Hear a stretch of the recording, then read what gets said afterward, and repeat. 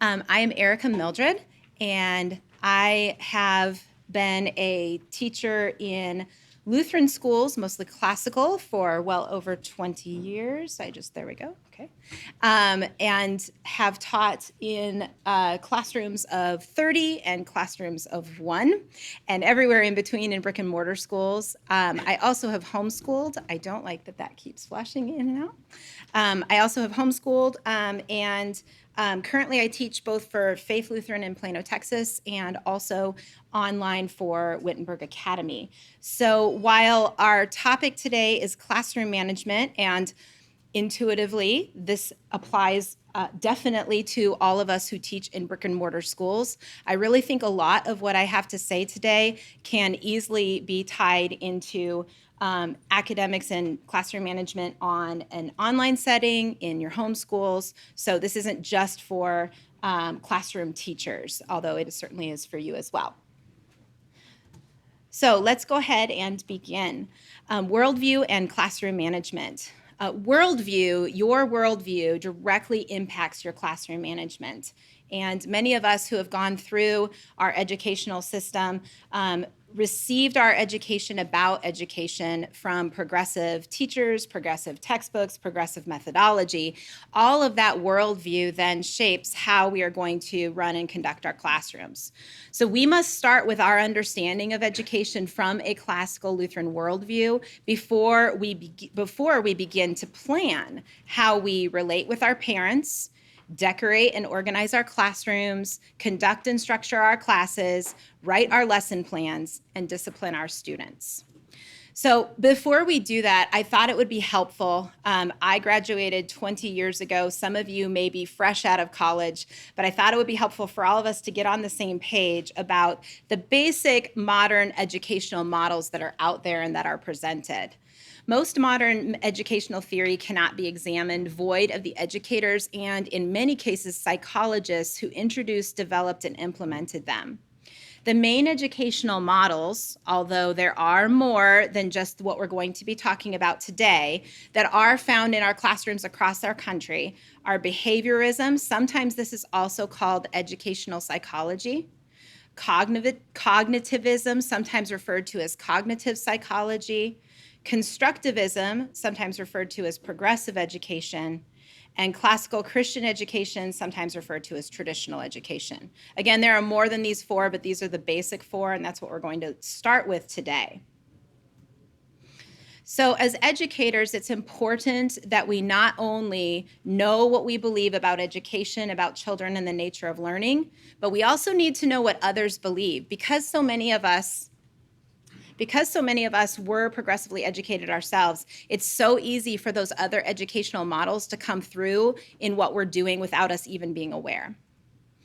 When we don't, we teach our children, either verbally or non-verbally, things that are either contrary to Scripture or that contradict our own educational philosophy. So for each one, we're going to just take a moment and we're going to review the major tenets of them and determine how they differ with our Christian worldview and our understanding of the nature of education. And if you have examples, obviously not, specific students or whatever, but if you can think of kind of an educational context in which you've seen this applied, feel free to raise your hand, and after we do each tenet, we can kind of talk about them. So the first one today is behaviorism. The main theorists for behaviorism were John Watson, B.F. Skinner, and Pavlov. Of those 3, I think probably everybody, even if you aren't in education, I think everybody's heard of Pavlov. The basic tenets of behaviorism. The goal is to predict and then to control human behavior. The goal is to predict and control human behavior. I think most people realize that predicting human behavior is part of behavioralism, but really the control part is just as much there. So John Watson, he lived from 1878 to 1959. He coined the term behaviorism, and he stated that its theoretical goal is the prediction and control of behavior. So the founder says, this is our goal. Our goal is to control behavior. Now just think about that for a minute, and how, first of all, maybe good sounding that is in a classroom setting? Wouldn't you like to control the behavior of all your 7-year-olds and make them behave just the way you want to? It sounds tempting and alluring as educators, but really if you think about it and you think about what our goal is as we raise up children in education, is our goal to control them? Is our goal to control the behavior? And the answer is no. Learning is associated with conditioning. That's the next tenet of behaviorism. So in other words, if we want to teach the students to learn something, we must somehow, similarly to how we train an animal, teach them to behave a certain way with a certain cue or a certain prompt. Of course, classical conditioning, and there's the word classical in there, and it has nothing to do with classical Lutheran education at all, but classical conditioning is an example of that. And it's interesting if you search, by the way, on Google for classical education or classical pedagogy or classical methodology, this is what pulls up, is classical conditioning, which isn't classical at all. It's right out of behaviorism. But it says classical conditioning is a behavior that becomes a reflex response to an antecedent stimulus. So we've all heard of the Pavlov's dog, where he is conditioning the dog to have a certain response to the sound of a bell. First with food present, the response, so that's the stimulus, and then the bell is rung, and then food is presented and the dog salivates because of the food. Eventually the food is removed and only the bell remains and the dog still salivates. So that's an example of classical conditioning. Operant conditioning is a reflex response that is followed by a consequence of behavior through reward or punishment. So in other words, the difference here is it's not quite so overtly trying to control, but kind of underneath the surface trying to control the behavior through a series of reward or punishment. The learning process, the last tenet we're going to talk about, the learning process equates to a change in behavior, and the environment should be changed and adapted to produce the desired behavioral changes. So notice in a nutshell, behaviorism is focused on behavior. And many of our schools, especially as behaviorism and these theorists started implementing them into our schools, conducted sometimes even experiments within the classroom on children to test this theory and to see how they could change and then control behavior of our children. And even though these kind of initial labs no longer exist today, we are still living in a product of this educational model underlying the surface of our teaching. So before I go on, I wanted to, as I said, open it up. Does anyone have kind of an example of this they've seen or that maybe they read about in a textbook of behaviorism kind of alive and well today? Yes, sir. One of the things that I dealt with as a public school teacher was something called Positive Behavior Intervention Systems, or PBIS. And the idea was 3 or 4 guiding principles, like being ready, being attentive, or they would pick 3 things, and that would go on a grid. And then you would have all the places that students would be throughout the day. And then you would fill in the boxes with, how do I be ready when I'm on the bus? Mm-hmm. How do I be ready when I am standing in line? When I am at the water fountain? And it's very prescriptive along those lines. Right. And notice that we're not trying to say here that we want our children not to behave well. Obviously, we want our children to behave well at all times. But this is the be-all and end-all. This is the goal of education, is to control children's behavior and to produce those behaviors through a series of however they come about, whether it be the classical or the operant. Thank you for sharing that. Okay, next I want to review briefly cognitivism. The theorists here are Wolfgang Kohler and Gestalt psychology. The basic tenets of cognitivism: instead of obtaining knowledge from what's in front of us, we often learn by making sense of the relationship between what's new and what's old. Now, right here, we, of course, in classical Lutheran education, love old things. So I want to be clear that when they say between what's new and what's old, they don't mean old in the same way that we do. What they mean is within the context of their experience throughout their lifetime. So what they're talking about is between what's new and what's recently passed when they say old. So that's an important thing to distinguish when we get later on to classical Lutheran education. Humans have the ability to generate then their own learning experiences and interpret information that may or may not be the same for someone else. Notice that this is relativism coming into an educational theory. So what is right or true or beautiful or good for you or for Plato or, well, and of course we wouldn't talk about Plato, or what it was good for you in kindergarten and so forth, may not be what was good for someone else. So cognitivism, even though it sounds like it's a very kind of brain or, focusing on cognition and the use of the brain, it really isn't. It's very relativistic. The memory system is an active, organized processor of information. Again, the point of using the brain, the point of exercising memory is simply to kind of sort through the extent of experiences that you have had up to this point in life. Prior knowledge then plays an important role in learning in this theory, and individual cognition should be considered as intimately related with the context of social interactions and culturally constructed meaning. Learning through this perspective, the known and doing then become inseparable. So, and especially I think in the last several years, we can see hints of this just kind of exploding in our culture and in our society, as now we are redefining the definition of what basic words mean. We have to start using different pronouns, and there's all sorts of things that are kind of, this has been in place now for quite some time, but now we can't even distinguish what is true and what is false, or what a word even means, because everybody is going to have their different socially constructed understanding. All right, next is Constructivism. The main theorists were Jean Piaget, who is the founder, John Dewey, and Maria Montessori. The basic tenets of Constructivism. Constructivism emphasizes the importance of the active involvement of learners in constructing knowledge for themselves. Again, there's a very individualistic component to this method in education. The assumption is that students do not learn deeply by listening to a teacher or reading from a textbook. They have to kind of synthesize and construct this knowledge and the meaning of the knowledge for themselves through interaction. All versions of this method promote a student's free exploration within a given framework or structure. And if you remember back to a few slides ago, I said another name, a more common name for constructivism is progressive education.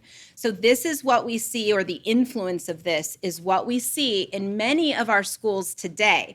And I am not here to throw public school under the bus, although certainly this does describe most public schools. But likewise, most Lutheran schools, many other Christian schools have this same philosophy flowing through how they go about teaching and that teaching learning process throughout the day. The teacher then is a facilitator, one who encourages students to discover principles for themselves and to construct knowledge.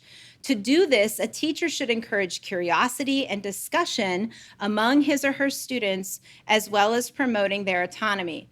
Of all three of these, this is the easiest to think of examples in our modern educational classrooms today. Does anyone want to share one that comes to mind as they're looking at these tenets? Yes. Would a classroom meeting be part of this, where a teacher asks the students to discuss about a certain behavior that they're trying to work on? Sure. And that sounds like it's combining the two, constructivism and behaviorism together. Yes. Okay, good.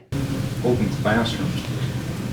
Sure. Open classrooms. Teacher disability. Yep.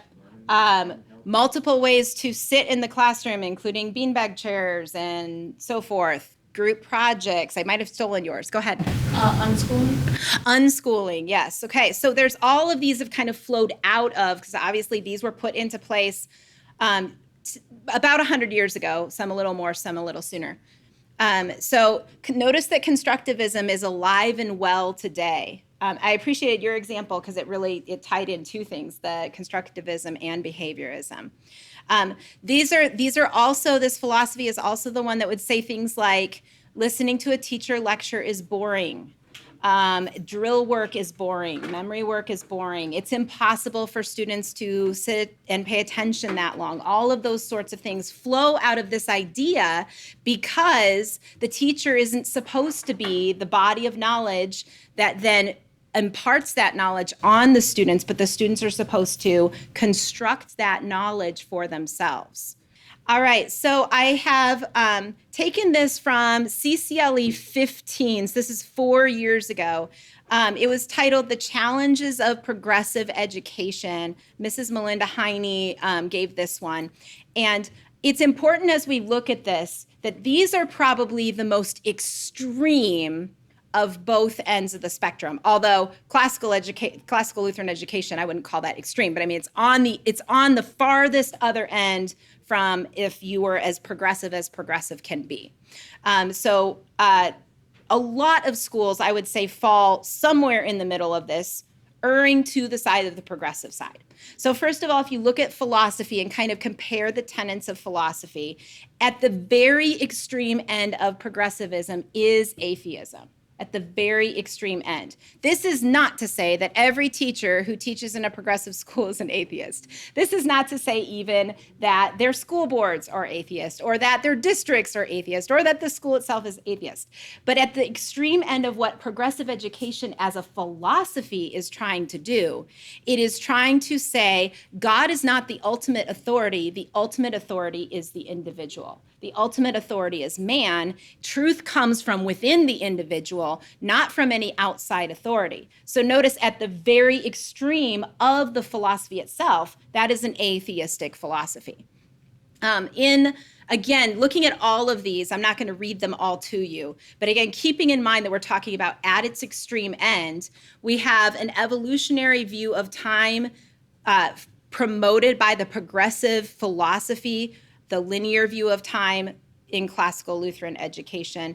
There's a psychological focus. I hope you noticed on those earlier slides. Psychology and psychologists played a huge part in the development of these educational theories. There's a theological focus, and obviously classical Lutheran education, we have many pastors that help to contribute and ground us in that Lutheran component of our educational philosophy. Child-centered and society-centered on the progressive end, Christ-centered on classical Lutheran. I'm not going to read them all, but I hope you can see that on each one of them, there is an absolute polar aspect to these two philosophies of education. And since we are in column 2, it behooves us to make sure that we are not borrowing from methods that are right trenched into the progressive philosophy camp. This is the same sort of model now looking instead of at philosophy, but looking at methodology. So that philosophy of both camps is going to shape how we are going to interact and do that teaching learning method. So notice that in progressive models, you'll see much more, and we kind of brainstormed a few things. We'll see things like discovery learning, hands-on, experiential. It's very important that says experiential, not experimental.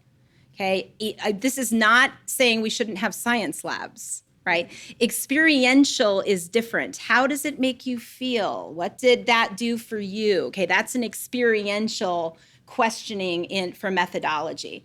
Developmentally appropriate, we look at that far more than academically appropriate. It's collectivist and cooperative and collaborative.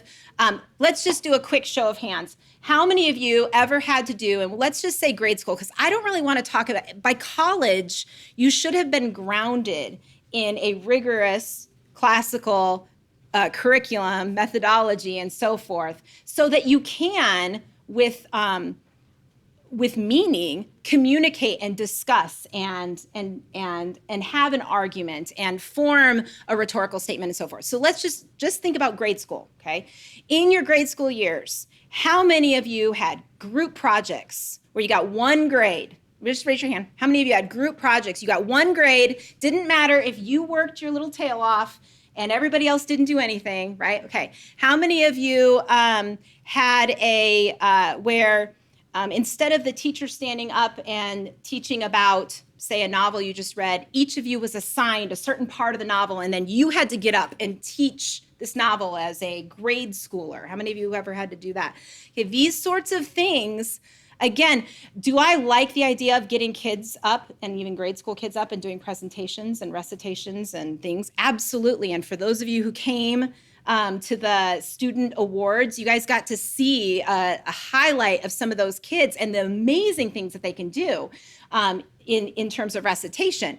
Okay, but I don't expect any of those kids to prepare a lesson, right? And to teach the class in a meaningful way, something that they ought to get out of things.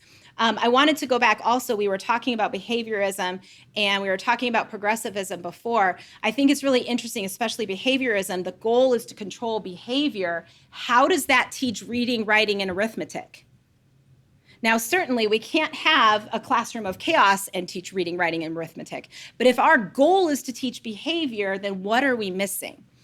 So notice as we go down both, and we're going to go into this a little bit more detail about how we as classical Lutheran educators can then make sure that our philosophy, our methodology, and all of the ways that we interact with other human beings in our vocation can make sure that we stay on the second column of things.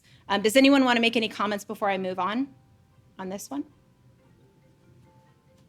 Okay, so classical Lutheran classroom management, CLCM, abbreviated only for the sake of this presentation so I don't have to say classical Lutheran classroom management over and over and over.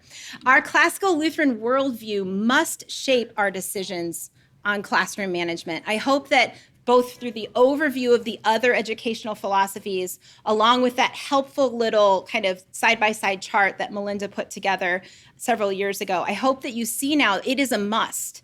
This can't just be optional for us. We should be intentional as we apply CLCM as classical Lutheran educators.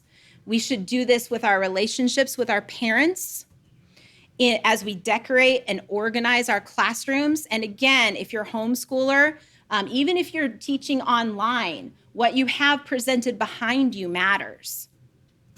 Conducting and structuring our classes, writing lesson plans, and disciplining our students.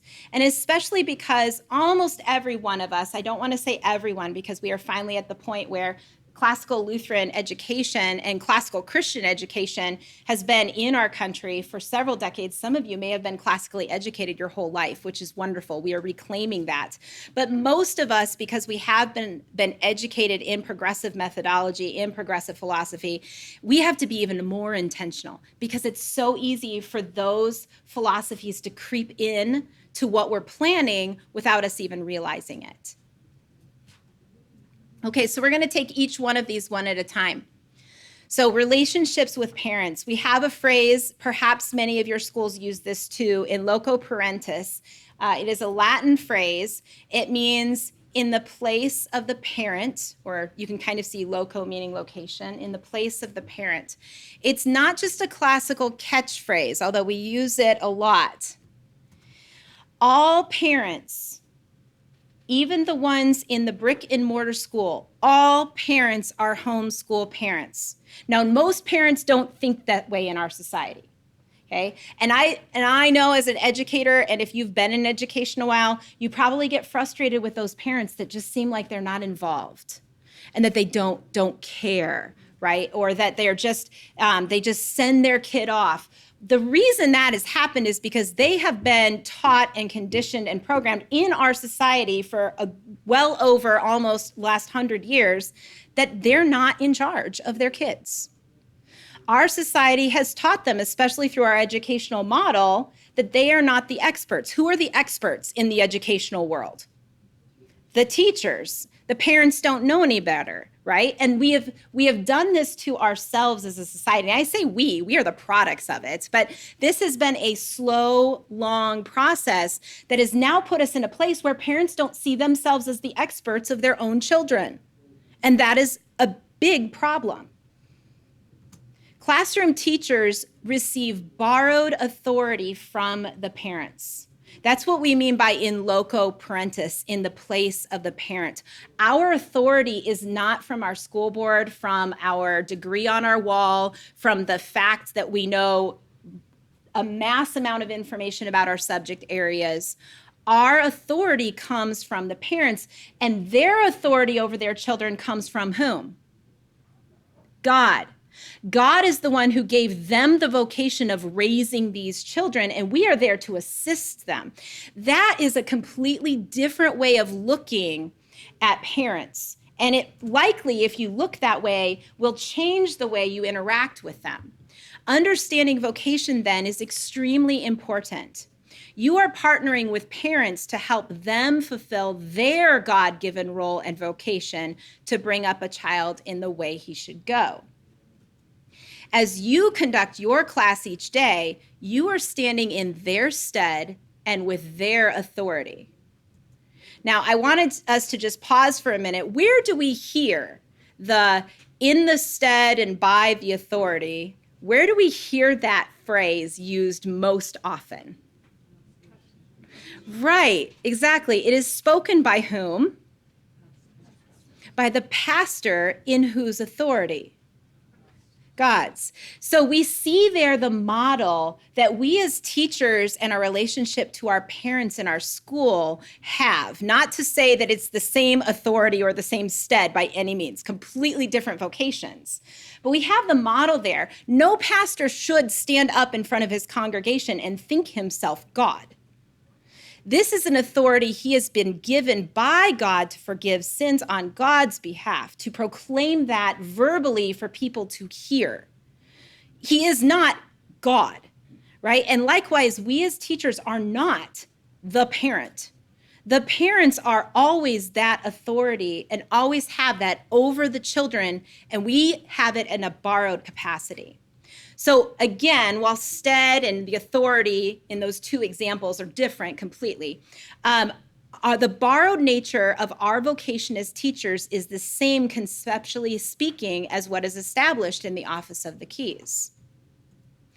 Pastors must conduct their office and duties knowing that their authority is not their own. It comes from Christ. Likewise, we as teachers must conduct our office and duties knowing that our authority comes from the parents, which of course then comes from God.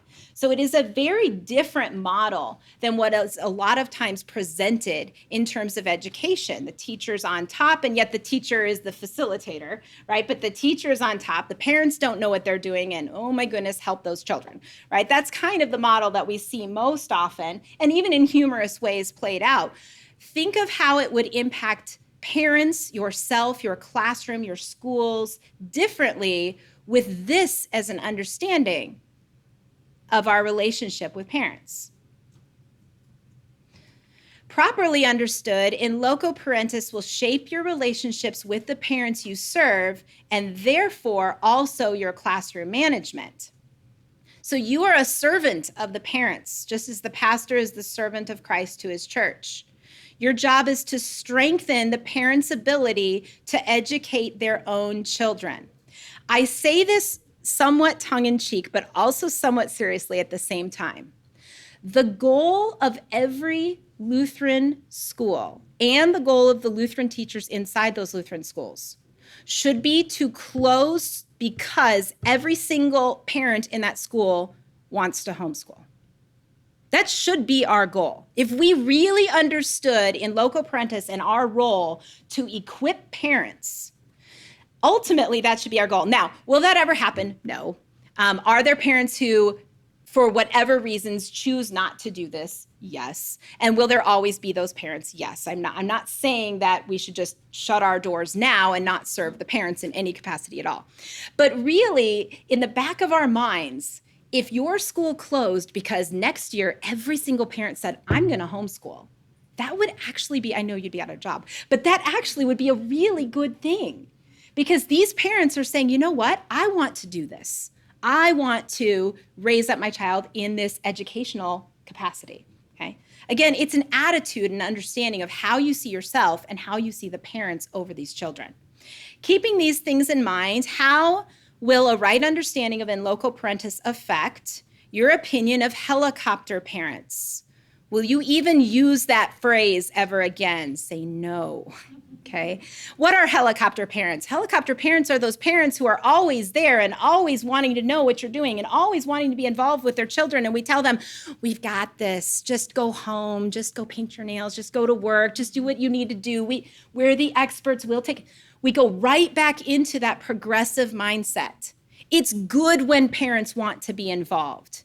It's great when parents want to be involved, because then we also complain about the, whatever we want to call it, non-helicopter parents, right? Afraid of flying, they don't show up to anything, right? We want these parents to be involved, and we want to find ways we can equip them to work with their children, right? In the year that you have their child, how can you equip that parent or those parents? How can you equip them to help their child in the subject areas that you are studying? There are ways to do it. There are ways more than just a newsletter home, and good for newsletter homes. I'm not trying to criticize that, but there's more we can be doing to actually help the parents do some of the teaching or do some of the reinforcing of the teaching that you're doing at home and partnering with them. How will it affect your communication to parents? Frequency, content, medium. Now, again, everyone in here is different, both in terms of how you like to communicate, how you like to be communicated to. There's not a right and wrong. There's not like, well, it's classically Lutheran to email, but not to send home. No, there's nothing like that, okay? You're going to communicate differently, but just think, how is in loco parentis going to impact how you do that? Your partnership with them when applying discipline. Remember, you are in their stead. Disciplining. It's not ever, and we'll talk more about discipline a little bit later, but it's never to be about, I need this kid to shape up, and he's going to shape up because I can't teach class if he doesn't shape up, because that is not focusing on the true reason we discipline. Your prayer life for them and with them, we often pray for our children in our classrooms. We do, and we should. But let's also pray for their parents. Pray for them specifically in this year that they would be equipped to raise their child, to aid their child in the education and the discipline and everything else that goes along with this year of teaching and learning. Your distribution of knowledge, subject content, and also philosophy and methodology. And finally, your overall view of children you oversee in the parent's stead. I hope you can see that with an intentional focus on in loco parentis and why it's there for us, that it truly can shape how we interact with parents and children in our classrooms. Next, I want to talk about classroom decoration and organization. So desk organization and nonverbal communication. So I have a picture up here. I wish I could make it bigger. But we'll just kind of take a minute and look at it. Really kind of look at it. Don't just, see, initially you're going to always see color first. Okay, but look beyond the color after the color, because color can be used appropriately or inappropriately, and look beyond that and try to take the room in. Okay, now I'm going to show you a second picture right side by side. Probably won't be as hard to take the room in, but go ahead and take that room in.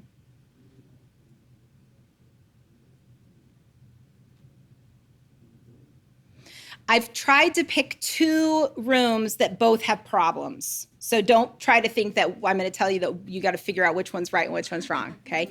Both of these rooms have problems. I would say for most of us who are classical Lutheran educators, we've been in the classical world for a while, we would definitely be more comfortable, even though both rooms have problems, with one room over the other. What are the problems with the first room?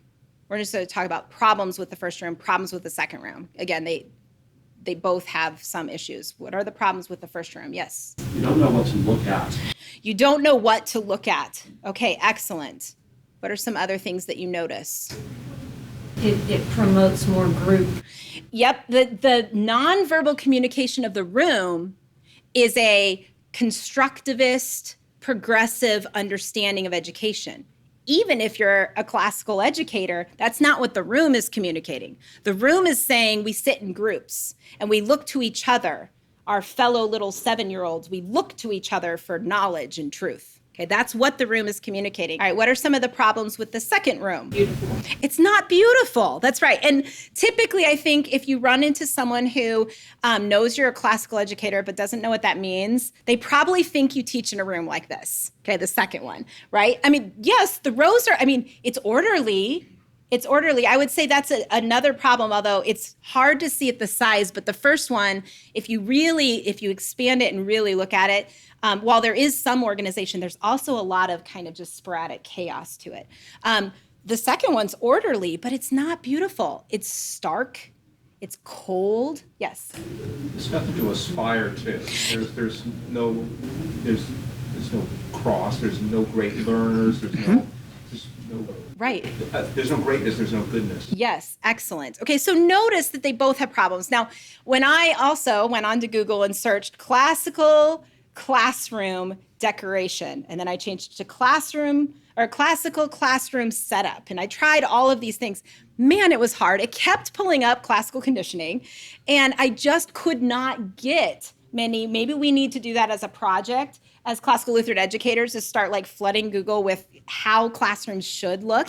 Okay, so this is actually a computer generated model, but of what I could find, you can see how it kind of ties in the two. Now, of course, this was just on Google, so there was no cross again. But notice everything has its place.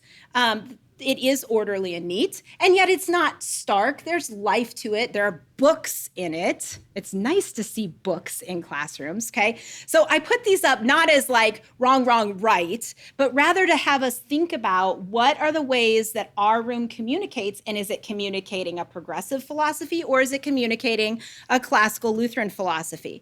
So you'll want to think about that as you display your posters and display your information. You're going to want to think about centers and stations this year. Are you going to even have them? Assigned seating, do you do it? If not, why don't you? Why do you let the students pick where they want to sit? Now, again, if you're teaching college, you're probably at that point where a lot of this, and we're going to talk about the funnel in a little bit, does not apply to you. But for many of us who teach at that grammar level and grade school, and even in the high school years, these things are important. Organization, virtue, truth, and aesthetics. Again, thinking back to that second classroom where there just wasn't anything there. It didn't communicate anything good or true or beautiful. Consistency within the school. Sometimes if your classroom is well developed, but then the next classroom is completely different and the room after that is completely different and so forth, do you have a classical Lutheran philosophy flowing through your whole school? This would be a great thing to do maybe at when you get back together with your teachers at in-service in the fall before school starts to have a discussion about. Okay, conducting and structuring classes. What you do on the first days of school will determine your success or failure for the rest of the school year. Knowing how to structure a successful first day of school will set the stage for an effective classroom and a successful school year. That's from Harry Wong, The First Days of School. For those of you who are newer teachers, you must get this book. Write the title down, write the book down, and read it before the first day of school. It will save you quite a bit of difficulty trying to undo what you did and then redo what you need to do. Now, Harry Wong is not a Lutheran, okay, and nor does he really even talk about classical education. But what he espouses about things like conducting and structuring classes and so forth in this book fits much better with our column 2 than with the column 1. Good classical Lutheran classroom management includes intentionality, consistency, both with your Monday self and your Friday self, and also with your fellow teachers as a school. You want to be consistent to yourself, but also consistent among your faculty. It includes clear communication of procedures and expectations. And then another quote from Harry Wong, the effective teacher establishes good control in the very first week of school. Control, and this is interesting because establishing good control is not adjusting their behavior. It actually has to do with what you are doing as a teacher. It means that you know what you're doing, You know your classroom procedures, and you know your professional responsibilities. Students should know where the source of knowledge is from your day-to-day activities. If you had a brand new student in class, and of course you wouldn't be calling on them right in the middle of the school year, they joined your class. They're going to use that first day to kind of get to know how this classroom operates. They should be able by the very end of that first day to know that the knowledge, the source of knowledge, is not coming from with inside him. It is not coming from his peers, but it is coming from you. And it is coming from the good books you put in front of them. And it is coming from your instruction and your repetition and so forth. The younger the student, the more practice he or she needs in practicing their vocation as student. I love the word vocation. A few years ago, Dr. Veith did a session on vocation at one of our summer conferences. Vocation should be a word that every student in your school uses by the end of the year, and that you as faculty use. Vocation is so much better to kind of think about in terms of who we are in relationship to God and relationship to one another. Also, in structuring and conducting classes, I wanted to talk about external self-control versus internal self-control. So young children's self-control is highly external. Their self-control is not internalized. It's enforced by the adults through discipline and consequences, and it's enforced by the natural environment, sometimes called natural consequences around them. So if you want to think about, say, a 4-year-old, a 4-year-old is going to not be able to sit in here with us and just kind of sit and take notes, right? Any sort of things as far as his self or her self-control goes has to be aided by the adults around him or her. As children grow and mature, we teach them to develop internal self-control, and that is where they self-govern their control, and that is the goal we want to have for children.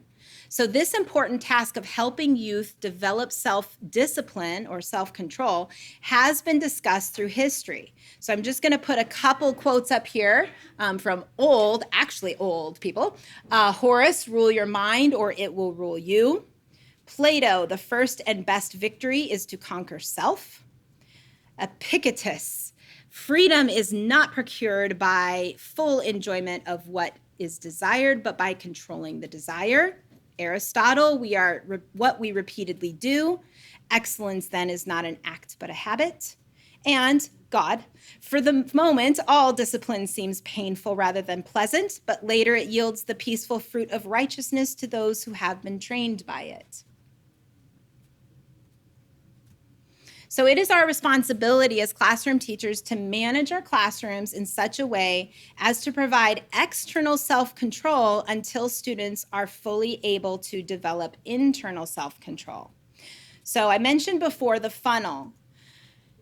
If you think about freedom as a funnel, when they are little, we want the internal self-control, minimal is little freedom. In other words, if they are 4 or 5 or 6, they should not be given much freedom because it won't go well for them. They will either get themselves into trouble, they will get themselves hurt, and so forth. And so we as adults have to kind of help them with most of that. As they develop their internal self-control, we apply more freedom. And then obviously the goal is independence at the bottom when they have fully developed their internal self-control. When we allow our students too much freedom compared to their ISC level, we set them up for failure. And you can think back, for those of you who have been in a classroom and have had classroom experiences, if you think back sometimes to a student's misbehavior in a certain setting or circumstance, and you really think about it, more often than not, it is because the funnel of freedom was too big. It is because they got themselves in trouble because they had an opportunity and they used it. Or they just were able to get out of the normal where they are and they just went all over the place. So check your funnel of freedom if you are finding that your classroom is too noisy. Now, it could be the kid's fault. I'm not saying that kids are perfect. Okay, but it might be yours. You might be giving them too much freedom. If it's out of control, check your FOF. If it's chaotic, check your FOF. Kids actually thrive in structured environments. They actually appreciate it, and it makes them feel safe and secure, especially the younger they are. So ways to do this, either or choices, yes, no questions. A lot of this you can actually get in parenting guides, right? These are because again, if you think about it, and especially if you're working with young children, whom are we in the place of? We are in the place of the parents. Praise what you want other students to emulate. I should go back to this just for a second. Other than Sunday school this past year where I taught kindergarten because my daughter is in kindergarten, I teach at the secondary level. I'll do junior high, and I enjoy junior high, but that is as low as I will go. So all of these things I apply, and I teach and have taught for almost 20 years, 13 to 18-year-olds. Okay, so even if you are teaching older children, this still applies. If I don't want to give them a free-for-all choice, I don't give that to them. I give them you can do this or this. And sometimes I just say, you do this. Okay. Praise what you want other students to emulate. Catch students doing well. It's much easier to catch them doing inappropriate things because it's usually more obvious. Expect excellence. Your expectations and consistency in them will dramatically affect your classroom. Exude excellence because excellence is contagious. So a parent, we know, cannot be the child's friend. Parents love their children. They cannot be friends with their children until their children are grown. Therefore, neither can you be, again, remembering in loco parentis. Always remember the opportunity to teach. I get 37 minutes at Faith. This is probably, if I had to complain about something, 'cause I love teaching there. If I had to complain about something, it would be I get 37 minutes to teach math class. That is not enough time. Okay, and I see a fellow Faith member, you don't get enough time either, do you? And you do band. So, we don't get enough time. In general, we want to teach in class, grade at home. Now, I do with my older students do some in-class grading activities where they grade their own work because I want them to see the mistakes they make. But I don't ever sit back in the classroom while they're just working on something and monitor them while I get my grading done. Those 37 minutes are way too precious for me to do that. And even if they are working on their assignment, I am circulating the classroom, making sure they're catching things, making sure that I can address somebody who wasn't there the day before. I take care of teaching in class. What students' impression should be is that there's so much to cover and you have so much to share with them that the school day isn't even long enough. We need it to be longer school. It just flies by. If that's their impression, if they just think school just goes like that, then we are doing a good job as teachers. And keep in mind what your God-given vocation is as a teacher. It is such a blessing we all have. It is such a blessing we all have to teach in our classrooms, in our homeschools. Okay, never forget that. It is such an opportunity. All right, lesson plans. For CLCM, lesson planning also considers the following. Keep the end in mind. Make sure the students are fully prepared for the next grade, subject, etc. I think it's really important if you teach on a faculty, if you're at a school with multiple grades and so forth. It's really important the younger you teach, you need to know what all of those older teachers are teaching. And instead of trying to get them ready to start where they have to pick up, it's really helpful to do it the other way. It's really helpful to start, if your school ends at 8th grade, start with the 8th grade teacher and say at the end of the 8th grade, these are the things we want our students to have. And then go down to 7th grade. What things do we need to do in order to make that happen? And then go down to 6th grade. What things are we, and so forth. What you'll find when you do that trickle down method is sometimes, especially when it comes to body of knowledge information that students can memorize, that you want to have, you want them to know all the states, all the capitals, and you also want them to know all the capitals of all the countries of the world by the time they leave 8th grade. I'm just using this as an example. When can they start memorizing that? Yeah, do you start in kindergarten? That's when they can start. Or do you start in preschool? That's when they can start. In fact, anything having to do with body of knowledge that you want them memorizing, there's a lot of that you can pull down into those earlier grades, because that's when they can do it the best and the fastest and the easiest, and they can carry that with them. So having that kind of, we usually go the other direction, and then we try to play catch up, right? Well, we didn't cover this in 5th grade, so 6th grade now has to catch up. We should go the other direction. Staying on topic during class time. Now, yes, off-topic and tangent discussions, especially at the logic and rhetoric levels, are likely to happen, and they can produce great sidebar discussions. I am not here to say do not allow any off-topic discussions at all. That's not what I'm saying. What I'm saying, though, is that truly great lesson planning should anticipate topics that will lend itself to tangents and plan time accordingly. You know your students. Don't do tangents on the first day, okay? But once you know your students and you know the topics that are going to year after year bring up, people want to talk about this. So plan it into your lessons. We're going to have, this is going to bring up, and on Friday for 10 minutes, we're going to have a, open forum about this. When a classroom management issue surfaces, analyze the lessons. Was there too much freedom compared to the whole class's internal self-control? So now we can apply that funnel of freedom, not just to individual students, which is very helpful to analyze behavior, but we can also apply it to our entire class. If the class can't handle a group game to review for the test, then don't do games until they can handle it. Don't get mad at them. It was really just outside their capability of freedom at the time. Okay. Did the lesson structure communicate permissiveness for chaos? In other words, did you keep saying, what do you think? What do you think? And then people would blurt, and then you'd be like, don't blurt, okay?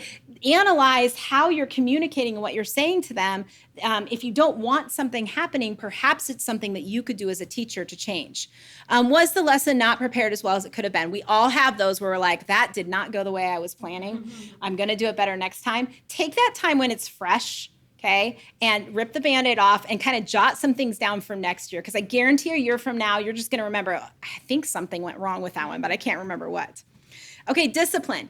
If you have intentionally aligned your classroom management to your worldview and have consistently applied it to your relationships with parents, your classroom's appearance, your day-to-day management of your classes, and your lesson planning, discipline is actually something that will be just an infrequent, as-needed only activity.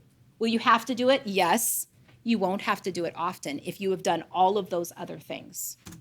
Things to keep in mind for discipline. Students test boundaries and rules to make sure that you will be consistent. They want to make sure that you mean what you say, and the only way they can do that is to see if you mean what you say. It also does make them feel safe, secured, and loved. Administer discipline without being hooked emotionally. It's also something we all have to do if we are parents, and use discipline as a heart tool that leads to repentance. Things to keep in mind for discipline. If you say there will be a consequence, follow through, even if afterwards you think, I probably shouldn't have made that a consequence. Okay? Follow through. Keep it in mind for next time. Always inform parents of the nature of the incident and the applied discipline as soon as possible, but definitely within 24 hours. Ideally, they should hear about it first from you before they hear it from their child. And you may think, well, the child's never going to go home and say anything because they got in trouble, but that's not true. They're going to go home and they're going to spin it to how they thought that they were being unjustly the recipient of said discipline. So make sure that you work with, again, you are in the parent's stead. So if you're disciplining a child, it's like they're disciplining their child. They need to know.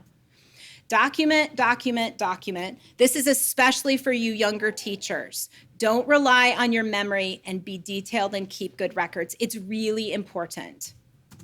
Inform your headmaster or principal. This is, by the way, for significant discipline. This is for an actual consequence. This isn't just for please sit down or please raise your hand next time. Okay, that's not considered discipline. That's just managing your classroom. Never discipline in anger. You will usually regret your decision even if the discipline was warranted. So if you are angry, it is wise to practice to inform the student that they will receive their consequence the following day after you have had time to properly reflect. Sometimes that's a second discipline.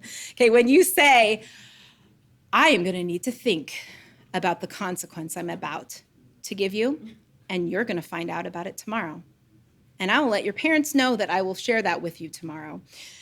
That's consequence number one right there, right? And probably number two, because you're also going to talk to their parents.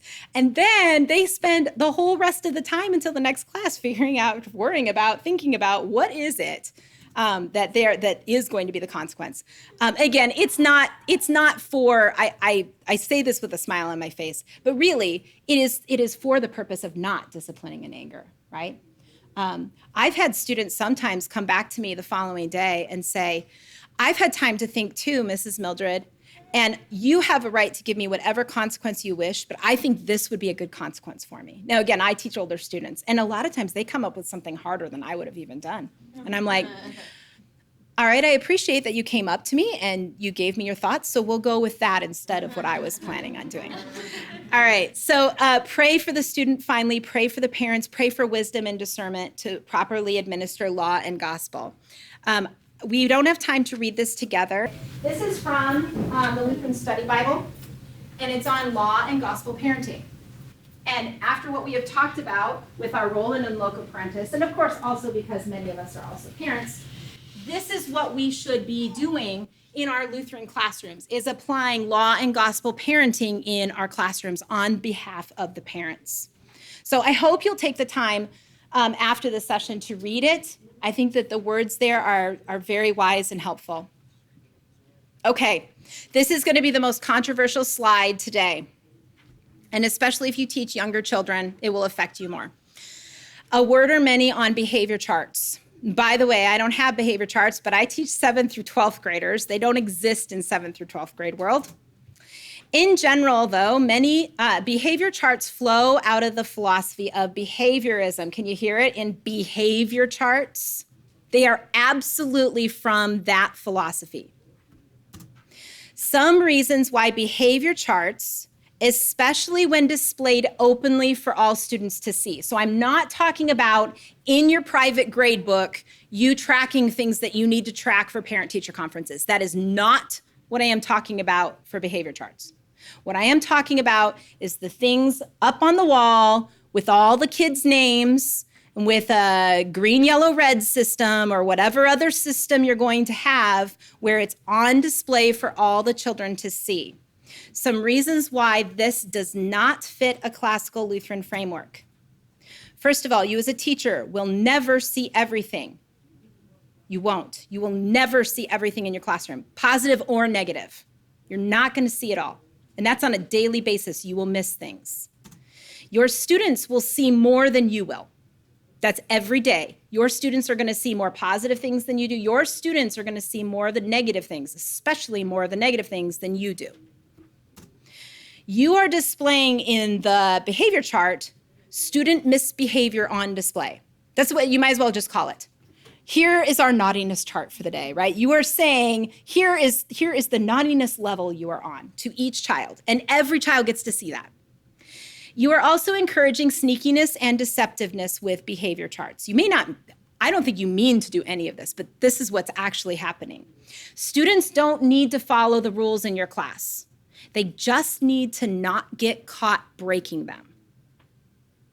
They will stay on green as long as they can find sneaky ways to do things that are inappropriate when you're not looking.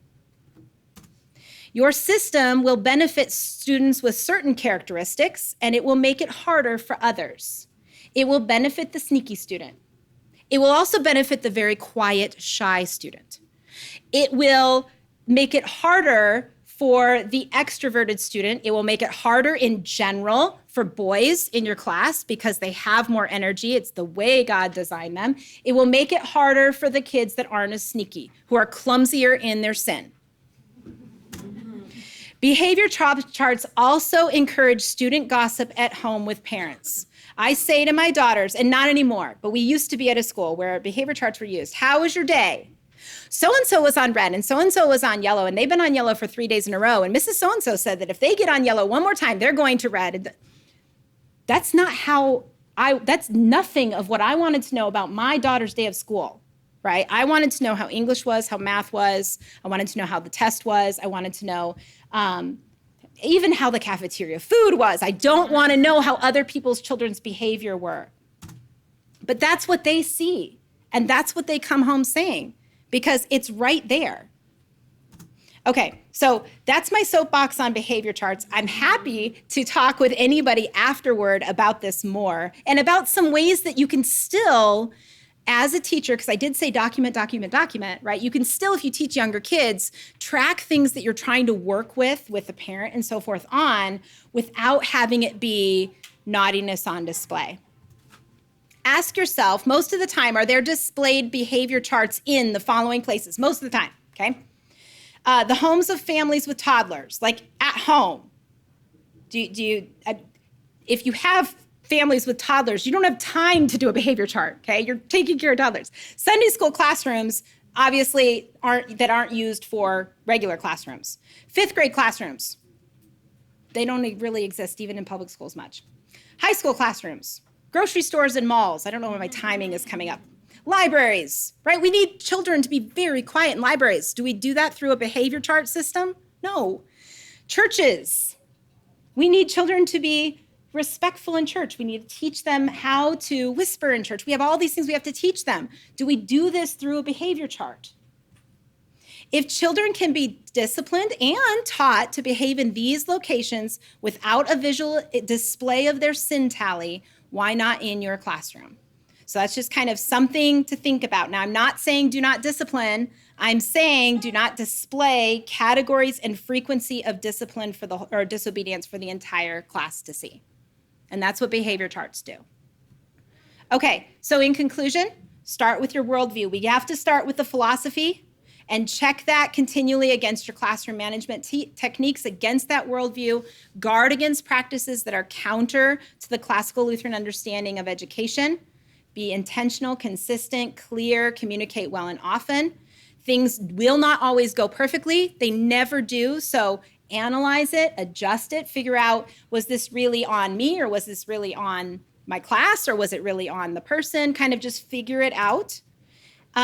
And I only left 1 minute for thoughts, questions, applications, and brainstorming specific strategies, but hopefully we wove some of those in there. We got 1 minute left. If somebody wants to say something or ask a question, we can do that. Otherwise, yes, please. What about classroom rules? Like, we're really encouraged, make sure your classroom rules are displayed. Mm-hmm. I always feel like that pinholes the teacher a little bit. I think classroom rules are fine. I mean, it's good to say these are the standards by which we are going to conduct ourselves, right? But your daily lesson plans aren't going to be, okay, how did we cover rule number 1 today? That's a more behaviorist, right? So rules are great. And again, I would think about this too. How do you now again, classrooms, of course, are a little different from most homes, right? Typically classrooms have more students and they're from different families. Obviously a home is one family unit. But how do we teach rules at home? How do we teach them? Sometimes we do post them, right? Sometimes we post things like chores, and we do that in schools too, right? You have a job list. I have no problem with charts, by the way. It's just the behavior chart, right? Job charts are great, right? And so-and-so is door monitor today, and this person's doing this and that and the other thing. These are great things to put up. It creates structure and order and understanding of how we're to comport ourselves. So all of those things are great. Now, how do we teach the rules? It's more about practice, right? We practice them, especially the younger they are. That way we are kind of modeling good behavior. We're having them practice what we want, but yet in the context of what are we trying to teach? We're not trying to teach behavior. We need the behavior to teach what we need to teach. Good question. And thank you very much for your attention. Yeah.